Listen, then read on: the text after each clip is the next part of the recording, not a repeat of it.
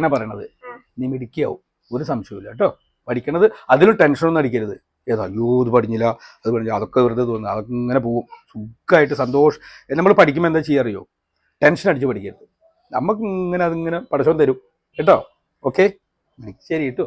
മണ്ണാർക്കാട് താലൂക്ക് കേന്ദ്രീകരിച്ചുകൊണ്ട്, താലൂക്ക് പരിധിയായി എടുത്തുകൊണ്ട് ഞങ്ങൾ സമാന മനസ്കരായിട്ടുള്ള കുറച്ച് ആൾക്കാർ രൂപീകരിച്ച ഒരു ട്രസ്റ്റാണ് മാക്ട്, MACCT, Mannarkkad arts culture and charitable trust.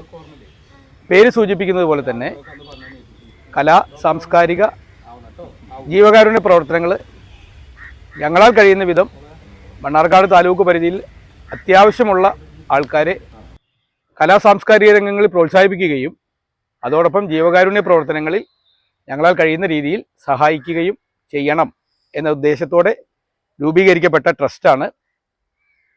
വളരെ അടുത്ത കാലത്ത് ഞങ്ങളുടെ പ്രാരംഭഘട്ടത്തിലാണ്.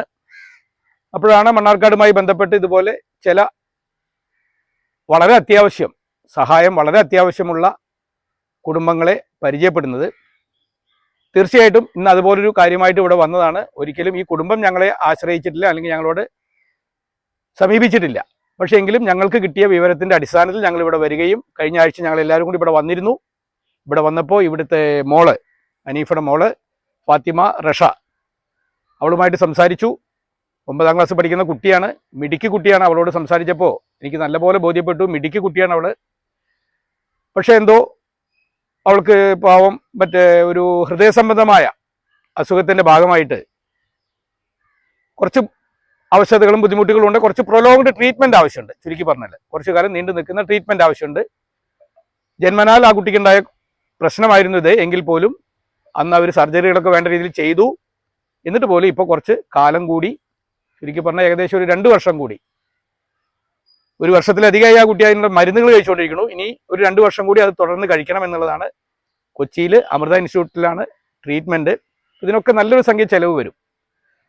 അപ്പോൾ ഈ കുടുംബം അവരുടെ ആ ഒരു എന്താ പറയുക, ഇങ്ങനെ ആരെയും സമീപിക്കാനുള്ളൊരു മനസ്സില്ലാത്തത് കൊണ്ട്, എന്നാൽ സാമ്പത്തിക ആവശ്യമുണ്ട് താനും, അവരാരും സമീപിക്കുന്നില്ല. പക്ഷേ എങ്കിൽ പോലും ഞങ്ങൾക്കത് മനസ്സിലായപ്പോൾ ഞങ്ങൾ വന്നതാണ്. ഇപ്പോൾ ഈ അടുത്ത ആഴ്ച വ്യാഴാഴ്ചകളിലാണ് അവർക്ക് അവിടെ ട്രീറ്റ്മെൻറ്റിന് പോകേണ്ടത്. ഈ അടുത്ത വ്യാഴാഴ്ച 22ാം തീയതി അവർ പോവും. അപ്പോൾ അതിന് എന്താ പറയുക, എന്താ ചെയ്യാന്ന് ആലോചിച്ചിരിക്കുമ്പോഴാണ് ഞങ്ങൾ ശ്രദ്ധയപ്പെടുന്നതും ഞങ്ങൾ വരുന്നതും. അതിൻ്റെ ഭാഗമായിട്ട് ഞങ്ങളാൽ കഴിയുന്ന ഒരു സംഖ്യ ഈ പ്രാവശ്യത്തെ ചെലവിനുള്ളത് അവരെ സഹായിക്കാൻ കൂടിയാണ് ഞങ്ങൾ വന്നത്. തുടർന്നും ഈ കാലത്ത് രാഷ്ട്രീയത്തിൻ്റെ പേരിലും മതത്തിൻ്റെ പേരിലും എല്ലാം ജനങ്ങൾ അകന്നു പോകുന്ന ഒരു കാലഘട്ടമാണ്.